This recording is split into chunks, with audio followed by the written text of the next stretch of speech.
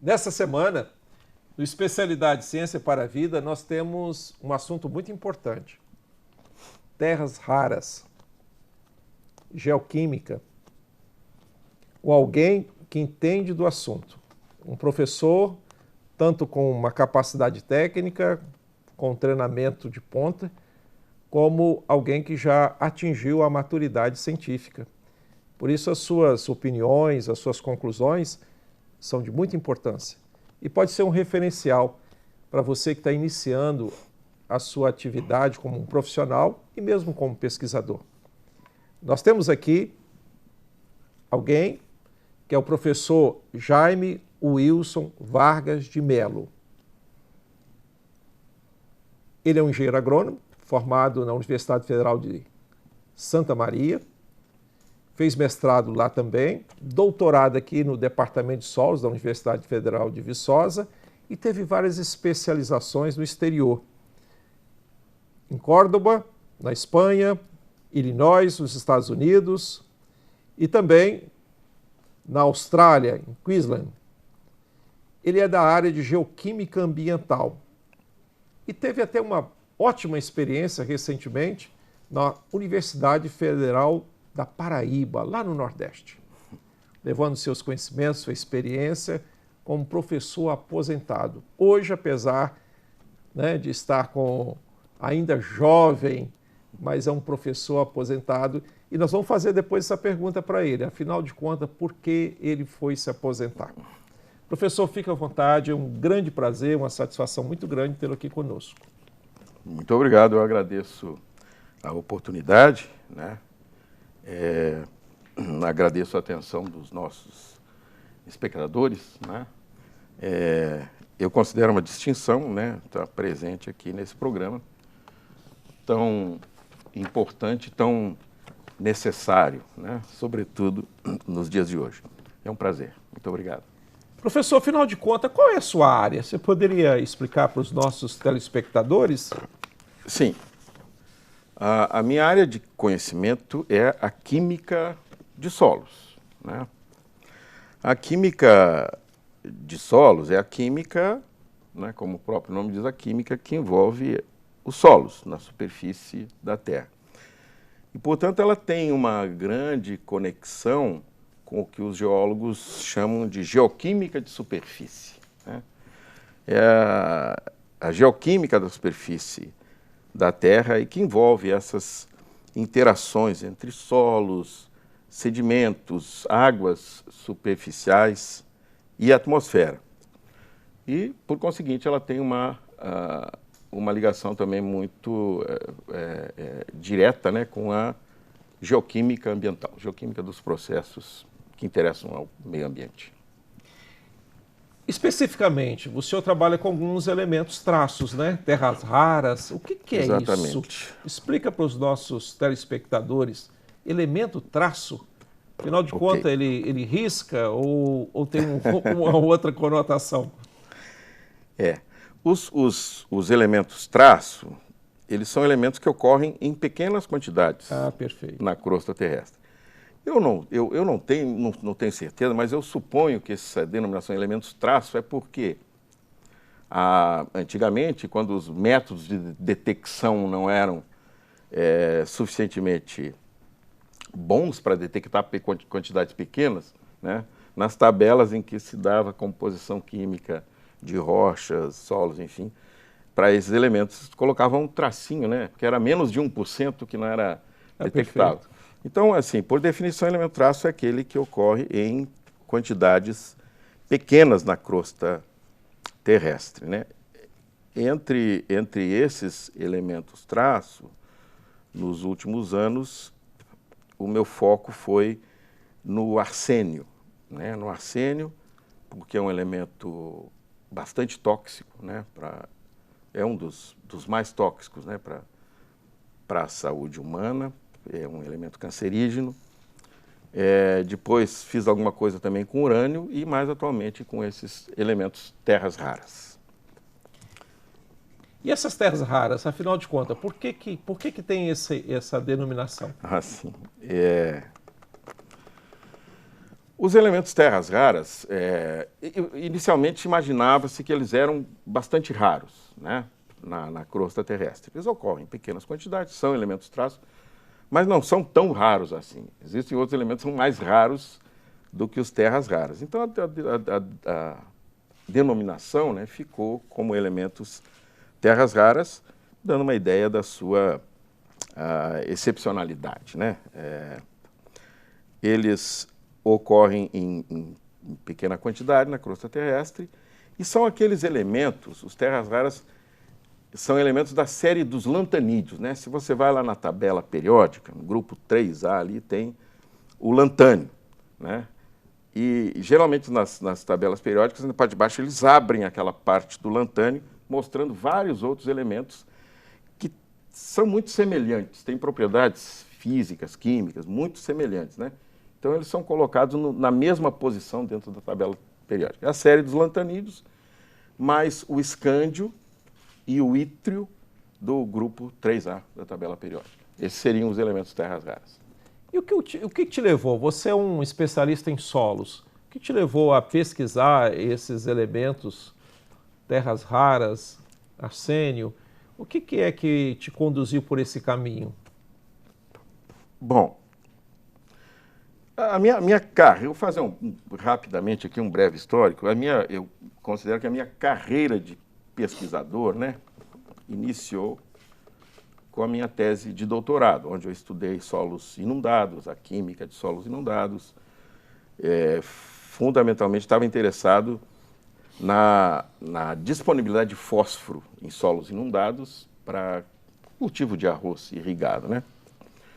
E aí eu percebi que havia uma conexão muito importante, né, da disponibilidade, da mobilidade do fósforo com os processos de redução do ferro.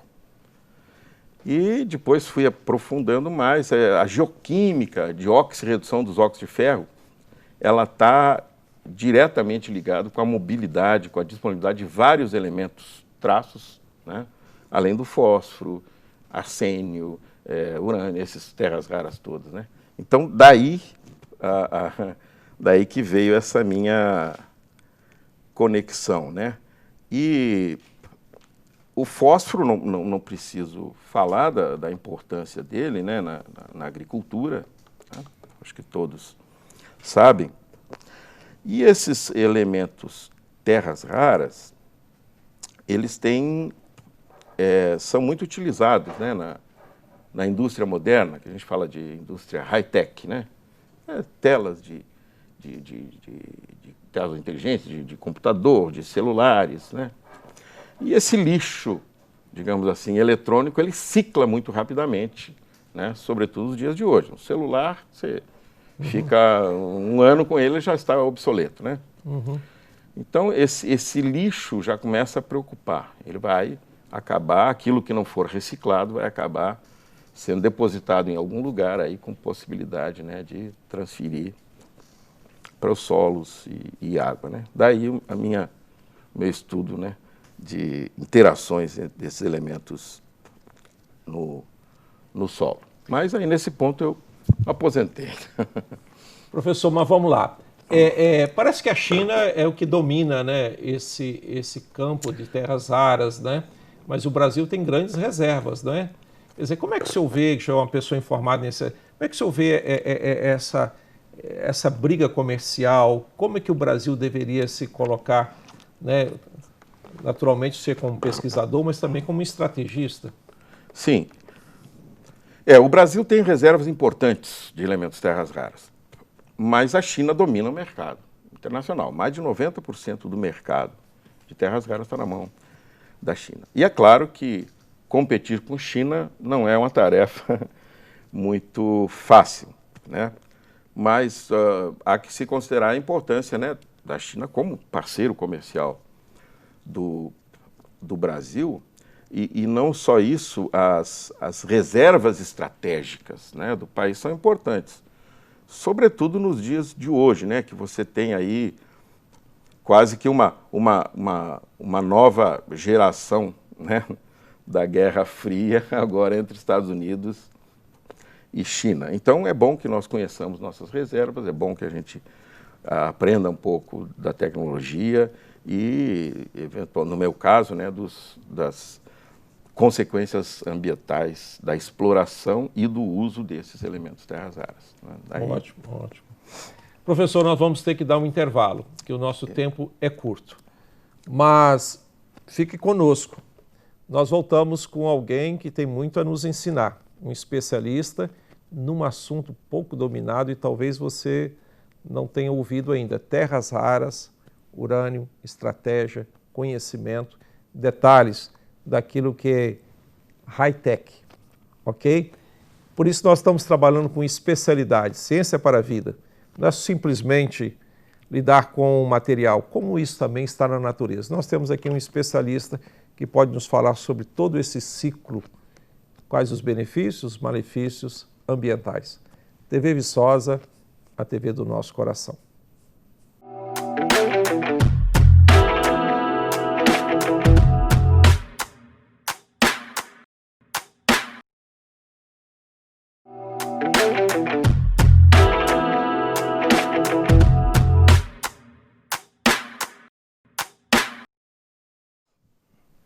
Nós estamos de volta com o programa Especialidade Ciência para a Vida. E nessa semana trazendo um especialista em algo muito importante, geoquímica de elementos traços, terras raras. O que é isso? Já temos falado no primeiro bloco, mas nós iremos continuar. Por isso fique conosco. TV Viçosa, a TV do nosso coração.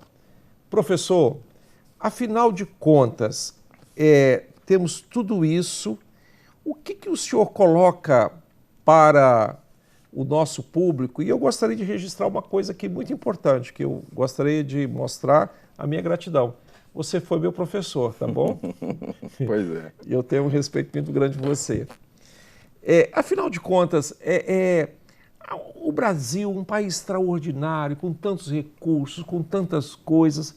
O senhor coloca uma coisa aí, a China domina. Por que nós não podemos ser a bola da vez? O que é que nos falta? É verdade, professor Lane. Bom, em primeiro lugar, o respeito é recíproco, né? Apesar de você ter sido meu aluno, o respeito é recíproco, sobretudo por essa sua talento que você tem de divulgar a ciência, é uma coisa absolutamente necessária.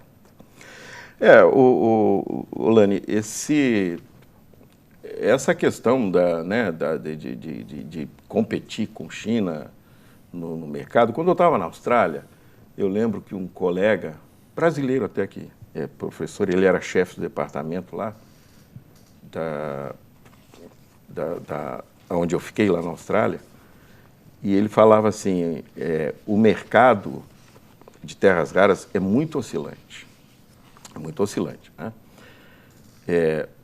Em que pese todas as dificuldades, né, digamos, concorrer com a China, nós podemos fornecer para a China. Tá? Nós podemos ter reservas estratégicas e nós podemos, por que não, desenvolver tecnologia. Para isso, basta que se façam investimentos em educação, ciência e pesquisa. A receita é relativamente simples, né?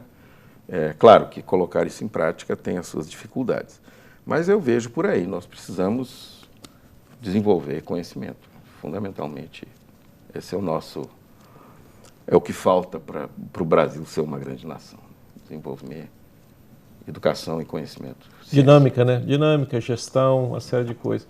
Mas, professor, eu gostaria de entrar numa outra área. O senhor associou a sua vida acadêmica, científica, a vida também cultural, excelente violonista, né? Canta, alegra as nossas festas. Afinal de contas, de onde veio esse dom?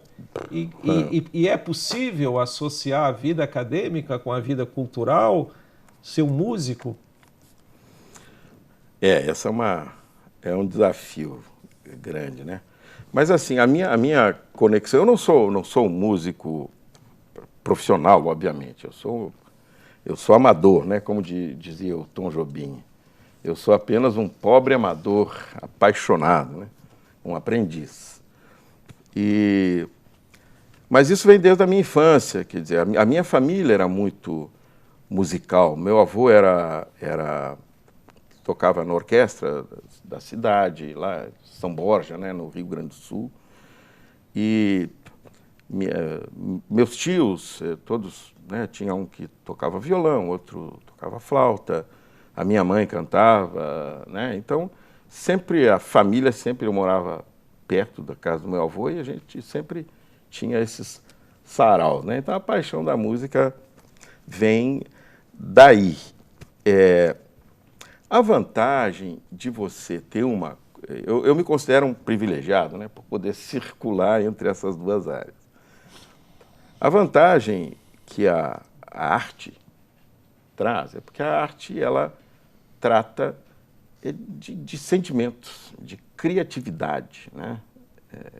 Uma vez eu ouvi alguém dizer que a arte é apenas a ponta do iceberg da sabedoria humana. Tudo que de mais criativo, de mais impressionante, de mais sugestivo, né, o homem desenvolveu na sua trajetória evolutiva, está depositado nos grandes museus, no Louvre, né, esses museus que estão aí pelo mundo afora.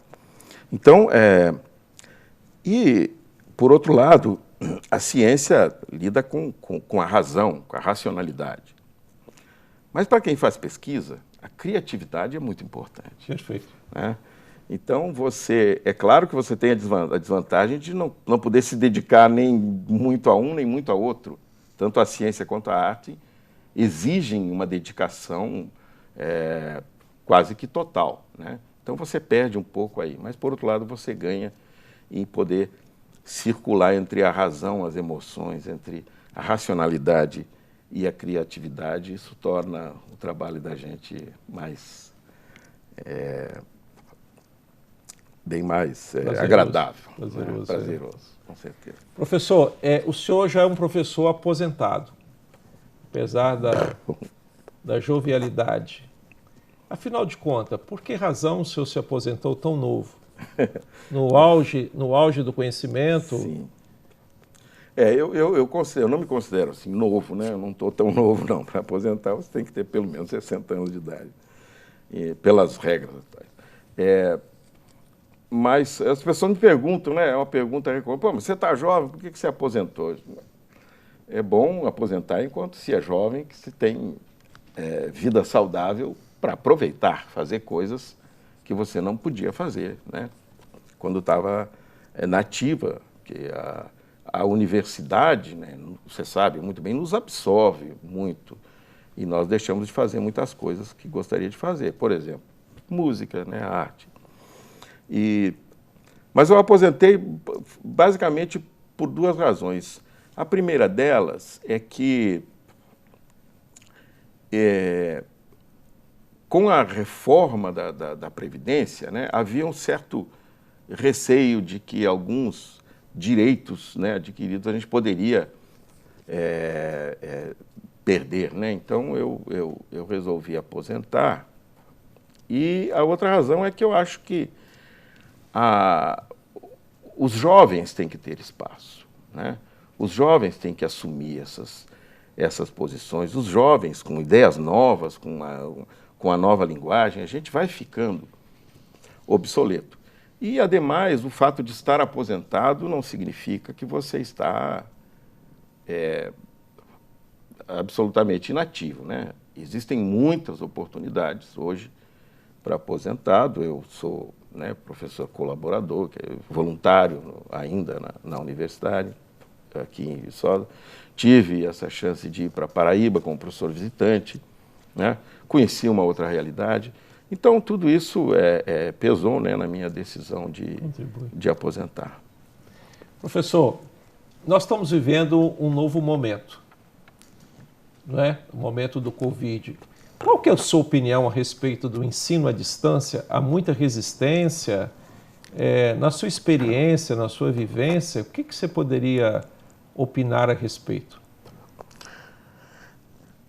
Bom, eu diria o seguinte, de maneira geral, nós, os mais maduros, né, não vou dizer velhos, a gente tem tinha um certo preconceito, né, uma certa resistência com o ensino à distância. Afinal de contas, nós somos formados no ensino presencial, nós damos aula presencialmente, nós aprendemos a fazer isso muito bem, toda a nossa experiência. E agora nós estamos diante dessa necessidade, né? É claro que, em primeiro lugar, nós temos que superar esse preconceito, né? Aprender um pouco mais sobre ensino à distância, aprender um pouco mais sobre as novas linguagens, né? Os jovens estão aí com uma linguagem diferente da nossa, né? E eu acho uma oportunidade, né, para a gente aprender um pouco sobre isso, em que pese, obviamente, todas a situação complicada, difícil, né, às vezes até né, parece insuperável que essa crise nos colocou. Mas eu diria, né, responderia fundamentalmente com a máxima de que as crises têm que ser encaradas, sobretudo por nós que estamos na pesquisa, no ensino, como oportunidades, né? Professor, tem uma pergunta aqui que eu gostaria de fazer. Pois não. O senhor nasce praticamente dentro da Universidade de Santa Maria. Sim. Vem depois para a Universidade Federal de Viçosa. Tem a oportunidade de ir para a Espanha, Austrália, Inglaterra, Estados Unidos, Illinois, né? Estados Unidos. Estados Unidos. Estados Unidos. Quer dizer, o senhor percorreu vários países, várias universidades, conviveu, teve agora na Paraíba recentemente. Há muita crítica hoje a respeito da universidade, não é? Afinal de contas, qual que é a sua visão? Já que você teve um espectro extraordinário de experiência, a sociedade está nos cobrando hoje vários questionamentos. Qual que seria o nosso caminho, né? O que nós deveríamos realmente fazer na universidade? Eu acho fundamentalmente isso que você está fazendo aqui. Dar uma notícia clara, de modo que a sociedade possa entender o que é que nós fazemos. A importância, eu acho que hoje com essa crise, né, está cada vez mais claro para todo mundo a importância da pesquisa científica, do conhecimento formal, né, da universidade, não só no Brasil, no mundo todo. Mas eu acho que nós falhamos muito, né? É claro, a universidade tem seus problemas, nós temos nossos defeitos, né? Nós temos que lidar, nós temos que controlar nossa vaidade, né? Porque é um problema. Nós temos problemas de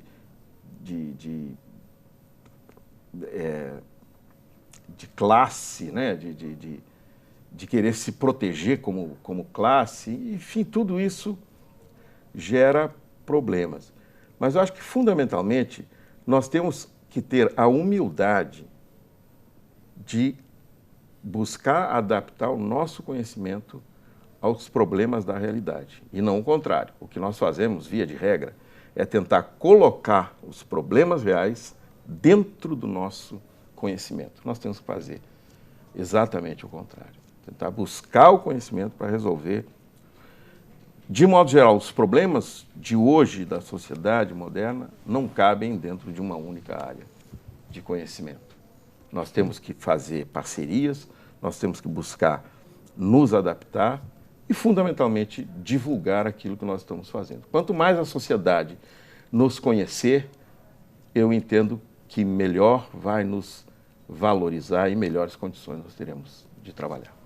Professor, nosso tempo é curto, mas eu tenho uma pergunta ainda a te fazer. O que você aconselharia aos nossos jovens, aqueles que estão entrando, talvez hoje no nível médio, numa graduação, numa pós-graduação? O senhor teve a oportunidade de orientar mestrandos, doutorandos, uma série de pessoas em diversas áreas, numa área nobre, uma área de detalhe, de laboratório, de campo, não é? Afinal de contas, um orientador experiente, o que o senhor poderia dizer para os nossos